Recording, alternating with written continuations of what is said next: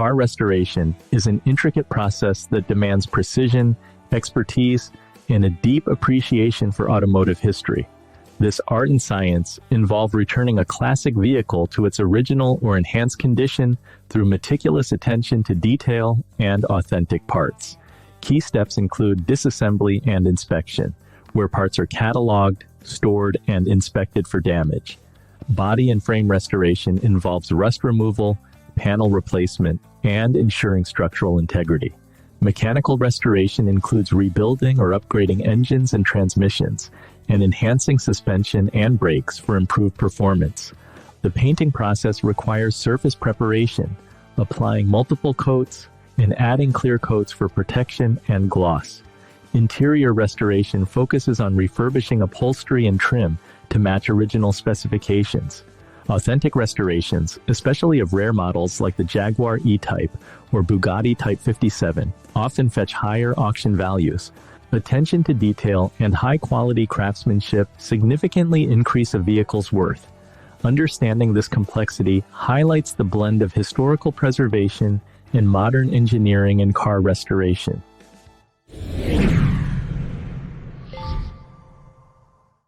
Lauren, you mentioned that you have a parts company. Can you talk about what are the most critical aspects to consider when restoring a classic car to its former glory? Yeah, we also restore cars under Fixed Motorsports, and we have award-winning cars, mostly Shelbys and Mustangs, but we've done other vehicles. When it comes to brakes, that's something that's overlooked a lot. We get calls typically first for the parts, and they sit there for years because everyone tries to collect the parts in advance. It's like buying the wheels for the vehicle and putting them on, and then the vehicle's far from being done. I'm sure we've all seen that. But brakes are so important. So no matter how beautiful your car is and how fast it is, there's nothing like whoa power. You can have all the go power you want, but brakes, brake lines, getting all those components together are really important. When we restore a car, they take about 2,500 hours per vehicle. And if you want a winning car, that's what it's going to take. If you're looking at a daily driver, you know, some of you can just drive to the cruise nights and the car shows and the cars and coffees. You're talking probably between 1,500 and 2,000 hours to get it from the time you buy it and it's in need of restoration to its actual finished product. And the time of that it takes time, and you've got paint to cure and everything. But I think although it may look great, if it's not running properly and it doesn't stop properly, and you don't think about things like fuel lines and things that are really, really important from the safety standpoint, I think you can find yourself in a lot of trouble quite quickly. And typically when you go to a restoration shop, it's really, really important that you make sure that whoever you're going to is an expert in that field. Anybody can say, I can restore a Camaro. Great. But do you really understand about Protecto plate and data plates and matching numbers and how, you know, you don't want to get rid of that part or this part because you can't get these components anymore, especially when you're talking about cars once they reach 1970, when you need all those emission parts, which you can't find because everyone took them off and they threw them out. And so this is where going to places like Carlisle and swap meets to try and find these parts. And that could be Facebook Market, eBay, whatever it is. But collecting all the parts is so critical because if you're missing key components, it could decrease the value of the vehicle. It won't win at a show. And if you're building it to restore it and do it correctly, especially if you're bringing it to something the level of Amelia Island or Pebble Beach, it really has to be 100% correct. And whoever's restoring it has to be, I would say, backed by someone else. I would ask someone like Bruce, hey, you know, who did you use to restore your Mura, for example? And he would say, I use so-and-so, and that would give me credibility that this person's actually going to restore the car properly, put the proper amount of time and effort in to make that car absolutely perfect. Because you don't want to show up with orange peel. You don't want to show up with parts that are wrong, especially some of these shows, whether you're talking about it's not a fit and fitness show like Mustang Club of America or Bloomington Gold for the Corvettes or any of these brand specific shows, they'll destroy you. And when you get your sheet from the concourse judges that it's enough to make you cry, and even AACA is pretty specific. So you have to make sure that if you're going to restore a car for collectability, for showing and for making it a beautiful piece to put in your garage or into your museum, your collection, for you might say, you really want to make sure that it's right and you have the proper restorer doing it. Yeah, I agree. That requires dedication. Bruce, Can you share an Well, example yeah. of Well, I can. I did get the sound on that video, Oh, good. and yeah, thanks. And to hear Lauren talk about the number of hours it takes to restore a car, that is so true. And to me, that's just money, money, money. You know, the hourly rate was $20, then it was $40, then it was 50, and now it's 100 and over 100. So when you can do the math, when you start adding in, you know, that kind of hours to restore a car, you better be prepared for that.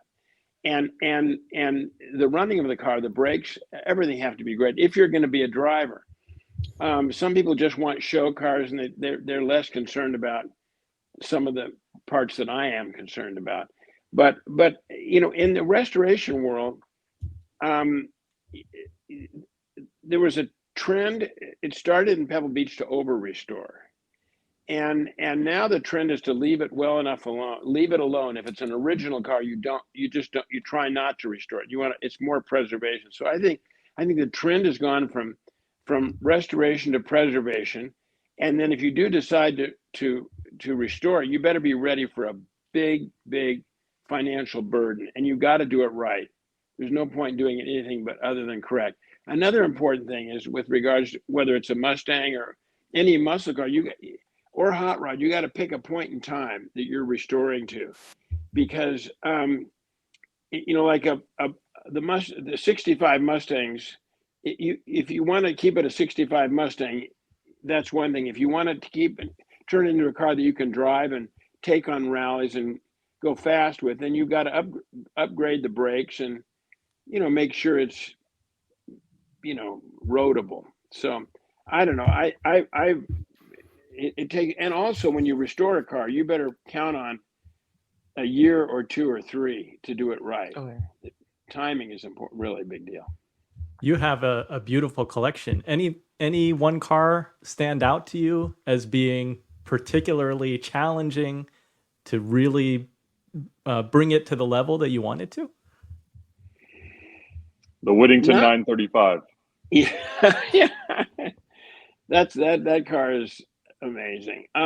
No, you know, I use a shop in Scotts Valley, Bruce Canepa, and he you know, we always kid him, why pay less? I mean, his hourly is probably $150 to $200 an hour. I mean, you pay for that, but he understands race car Porsches. I'm trying to think. If there's one car that probably resonates to me as a collectible car, would be a 300 SL. And there's a few shops that specialize in those, and those cars over the years haven't gone crazy in price. Like I remember in the 80s, Ferraris were just going up daily, and then in 89, 90, they just the bottom fell out, and the pricing really dramatically changed. I think with the 300 SL, and also in a way with the Mustangs, they've kind of, you know, had a steady increase, and you know, the price has been pretty consistent. But I think restoring a Gullwing now is $1 million tab. Wow. I have a Gullwing and a Roadster, and that was my first car out of college, was a Gullwing. It was $4,000. So it's just you know, you got to pick the right car if you're going to do a restoration on it. Ed, you always talk about picking the worst examples to restore.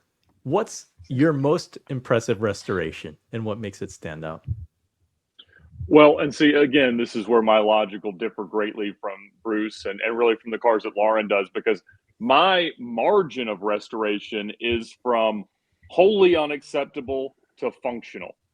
I stop there because I'm just going to go drive the wheels off of it and get more rock chips. And so, you know, like I have a really rare 1 of 10 US manual LP640 Roadsters that's been in 3 accidents. It was spray painted as a repair job, has a lot of terrible aftermarket parts. It was, I mean, horribly mistreated. And I got it, and I serviced it up to be super solid mechanically. And I just, you know, wrapped it the color that it should have been and made it look as stock as it can, especially the further away you stand from it. And I love driving the car. Now, one day, will it be worth a 2,000-hour restoration by probably a shop in Italy where the people who have retired from the factory just, drink espresso until it's time to drink beer, and then they, make the car look better. Yeah, one day that'll happen, and I'll still be putting miles on it at that point. And, as you restore these cars, someone at some point has to make a financially irrational decision to preserve and perfect that car in whatever the standard is at the moment. And the fact that there are people with the means to do so is amazing. I cannot do that. I can buy a terrible car, spend a little bit of money to make it good enough that anybody can take it to Cars and Coffee and love it, and eventually make a little bit of money because there's still profit in that part of the equation. There's not usually profit in the 2,500 to 5,000 hour restoration process. You are going to go ahead of the market and then hope that the market catches up. I agree. I agree with Ed. You Totally. got to make that. You got to make that decision. Where you want to be. And Ed drives the wheels off his cars, and he doesn't get doesn't overspend on the restoration, and that's probably and also while he's doing that, hopefully the cars have appreciated in value. So I think that's a good. If I had to pick a track, that it would be Ed's. Sounds prudent. Phillip, That can is you talk? high praise from you, sir. Thank you. Phillip, can you talk about Griot Motors and like the restorations that you're doing? Like, what level are you shooting for? And I don't know if you can share with everybody, give some context. Like, what does a Concours-Level quality restoration look like? What is that process? Well, so we do a bunch of different restorations, but a Concours restoration is very specific, lengthy restoration that involves a lot of scrutiny, high level attention to detail. It is not a cheap restoration.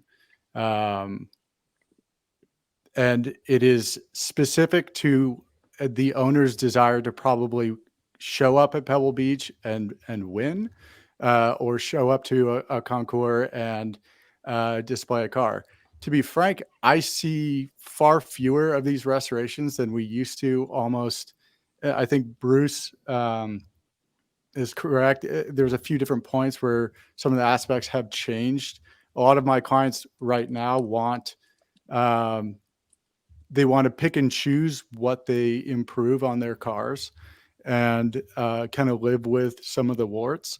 But a Concours restoration is very specific. You were trying to identify through research the specific down to the nuts and bolts what was original about the car, and generally you cannot bring in a correct car and consider it as original in most cases. So I think there's a saying that an original car is always correct, but a correct car is not always original.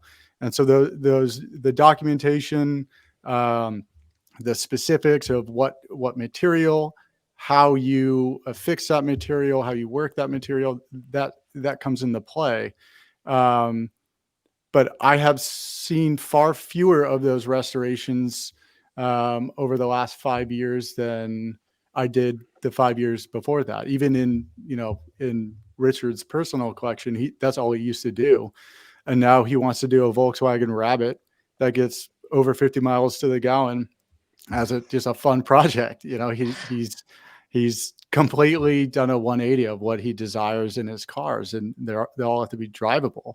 I will say, specific to the earlier comments about safety, I think a lot of people can get any restoration to 90%. We get a lot of our least favorite car that comes in is an incomplete car, or a car that has been restored by another shop that was not restored properly, where you have to start undoing things that were not done well, where people have, paid someone in Latin America to do it because it's cheaper, or, and people either cut corners or they're unaware of what they're doing.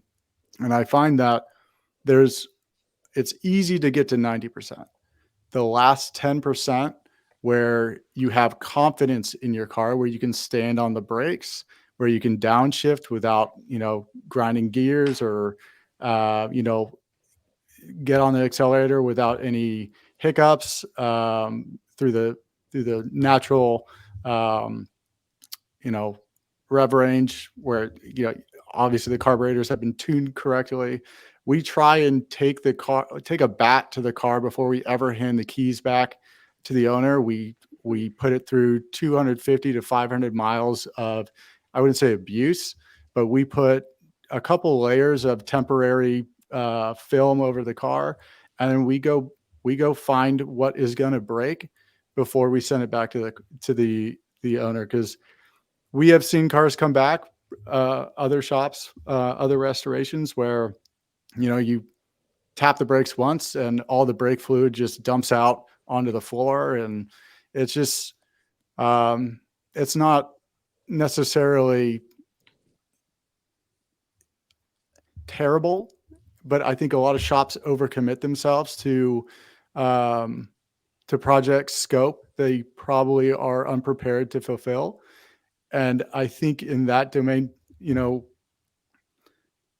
300 SL was brought up. I would decline that car if it was brought to my shop. That restoration is not something that I would have the experience or the confidence to tell an owner who handed me their keys and said, "Hey, this is a 3-year project. Have you done it before? Do you have experience doing this?" I see myself getting in more trouble. Not that we don't have confidence for doing multiple restorations, but I know the guys that can do those well, Grundfor and a couple other shops. And they've earned the right to really say, like, they are experienced in that domain. And I think it would be more of a shame to pay to have the owner pay for me to acquire that knowledge on their dime, so to say. I think that's really wisdom there, because what you don't want to do is take your car to a place, to take your car to the wrong shop. And this more beginners think that they'll go with a low bid or something. They say, "I can restore that car for such and such." That would be a big mistake. You want to go to the best shop, and you don't that will complete it. But what you don't want to end up is a partially completed car, and taking a partially completed car to another shop. Then you're getting in so deep and you're going in the wrong direction. So I think it's really important to do your homework, make sure you go to the specialist. That is the most important advice, assuming somebody wants to restore a car and spend the 2,000 hours to do it.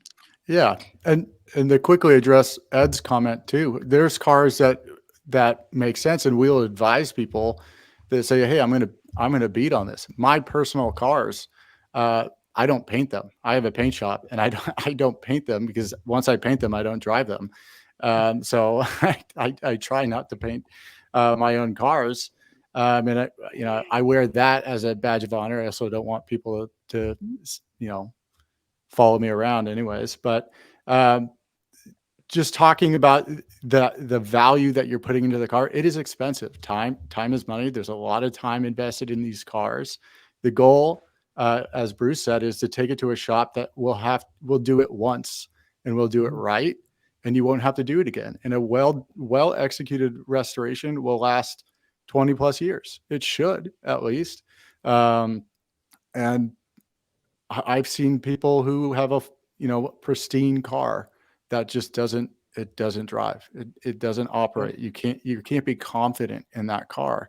And in 1965 and 1970, people were flogging those cars, and you should be able to get into that car and do the same if you want to. But yeah, it's very important to understand who you're working with. I'm hearing 100%. Restorations and also, have, there's also it's it's only original once, and that's the one thing. We picked up a 66 Shelby from the UK during COVID, which I didn't know what it was going to be like till it showed up, but I knew it's a Shelby. And when it showed up, it was actually so nice that I don't have the heart to restore it, because once you wreck that original paint, it's sapphire blue, it'll never be the same. And there's little things that go along with it through the history. Like someone had taken it to Knott's Berry Farms, and it had a bumper sticker on it.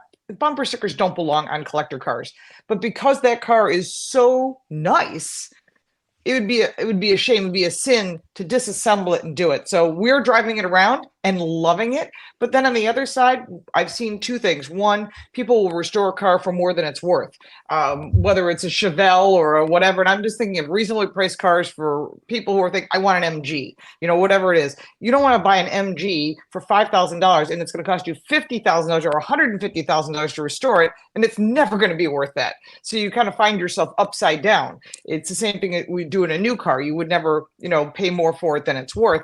And then you're pretty much living with that car forever because you'll never sell it unless you wish to take a loss. I have a friend who just sold an E-Type. E-Types are not holding their value right now, and they had $195,000 in the restoration alone, sold it on Bring a Trailer for $133,000. So somebody got a really good deal. And so it's really important also that you find a good restoration shop that doesn't put you in a position with, you know what, I got in over my head. I don't know what I'm doing. And I get calls from this all the time. I'm sure all of us do. What do I do?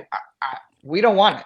And because I don't want someone else's problem, someone else's bad welding, someone else's poor paint job, someone lost parts.